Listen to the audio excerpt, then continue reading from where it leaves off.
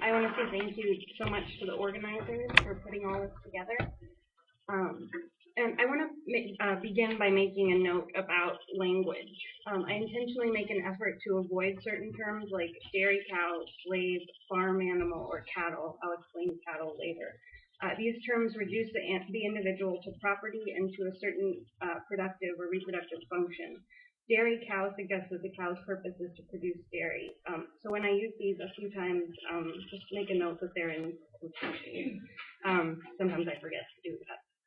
I'm going to begin here with a vignette from a farmed animal auction as an entry point into thinking about the colonial legacy at work in modern agriculture. A Holstein cow with ear tag 1389 limped into the auction pen. Much of her history could easily be read on her body.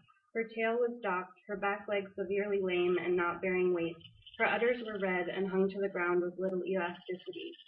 Her ribs protruded from her sides, and the detailed contours of her hip bones were fully visible beneath the skin. Her hide was scarred with wounds and abrasions in various stages of healing. Her ears were tagged with an identification number from the dairy farm, and a sticker displaying numbers and a barcode unique to the auction yard stuck to her side. The auctioneer opened the bidding at $20 per 100 pounds of weight. No one bid, and the price dropped quickly to $15, then $10, and finally to $5. No one bid. At 700 pounds, the cow did not sell for $35. When the auction workers moved to herd her out the door, she struggled to move forward and collapsed in the pen. The auctioneer's voice paused, and then said, "Well, let her rest, I guess." She lay there in the pen as the auction continued, and other so-called spent dairy cows were bought and sold around her. Eventually, frightened by one of the cows, she rose and limped out of the auction ring into the holding pen and back. That night, the cow with ear tag 1389 died at the auction yard. During the fieldwork for my dissertation on the dairy industry in the Pacific Northwest, I attended a number of farmed animal auctions in Washington state, where cows, pigs, goats, and sheep are sold and bought. Originally, this space was a peripheral part of my research, just one of the spaces, one stop along the life course of bovine animals in the dairy industry. And yet this space has become integral for understanding the experience of the cow used for dairy and the hierarchical relationship between humans and farmed animals more broadly. This is both because of difficulties accessing dairy farms and other private industry spaces. Farmed animal auctions are open to the public, and also because there is something noteworthy about the auction itself. Each auction is a little different, but there are general characteristics that are familiar in each of the ones I attended. They are usually held in large buildings with a series of pens and chutes for containing the animals while they wait before or after the sale. The auction itself takes place in a hall with bleachers for buyers and spectators, a pen with doors wide enough to herd large animals through, and an elevated seat for the auctioneer. The animal is herded into the ring and the bidding begins. Animals are either auctioned off by the head per whole animal or by the pound, usually per 100 pounds of weight. The bidding is generally finished in less than a minute, and the animal is herded out an exit door where he or she steps onto a scale that displays the weight on a screen above the auctioneer.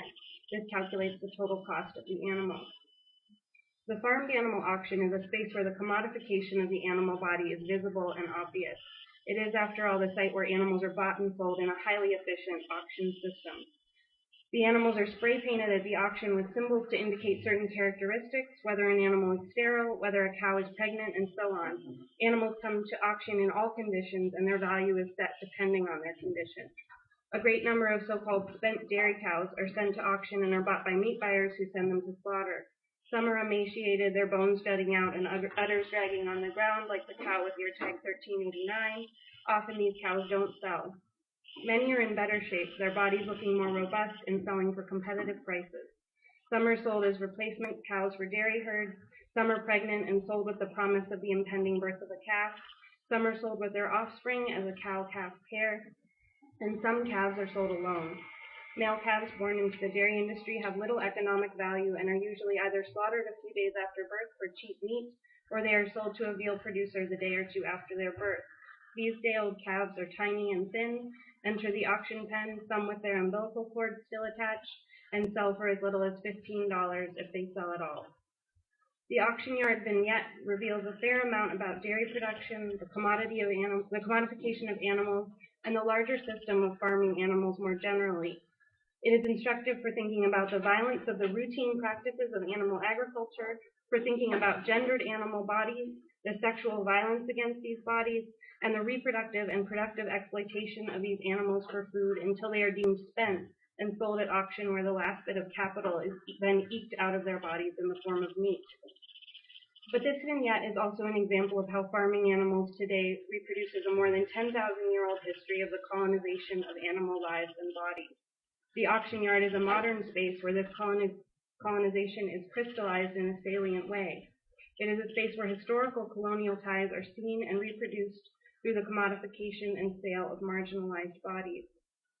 At various times in history and currently, different bodies have been and are marginalized based on sex, race, class, sexuality, ability, species, and so on.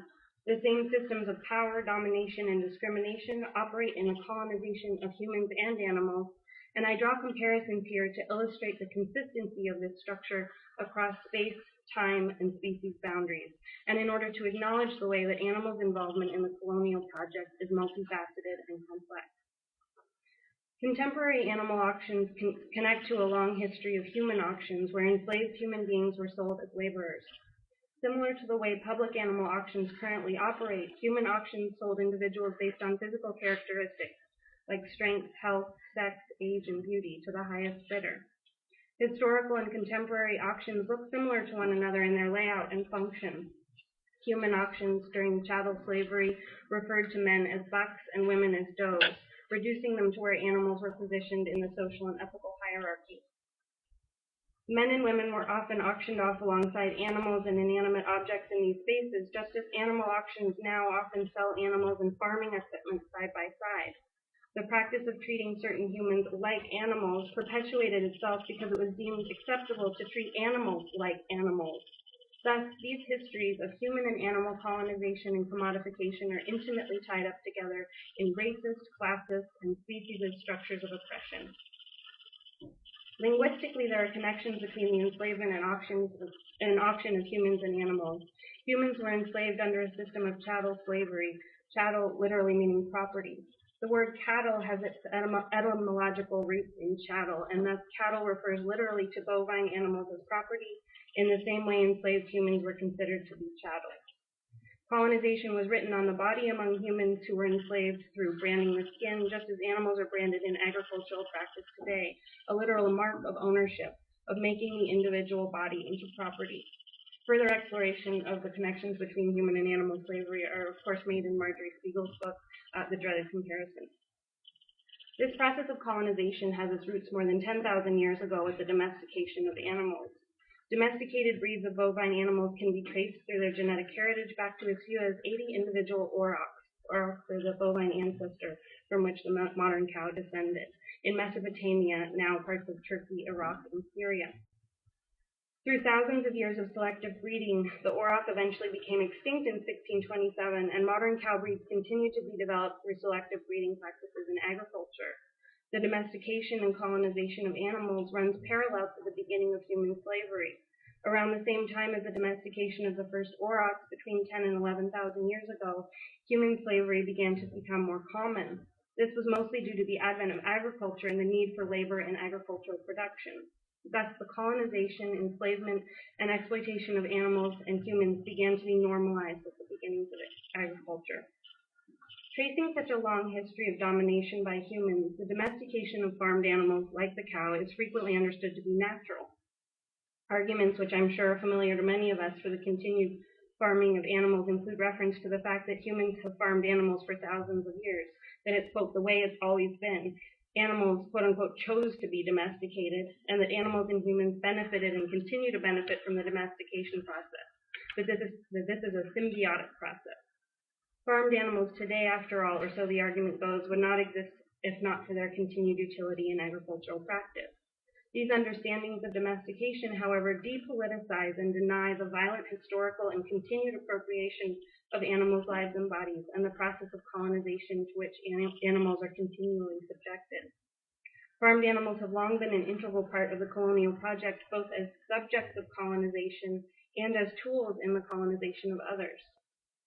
Reading domestication as a process of colonization, though, reveals the violence and appropriative nature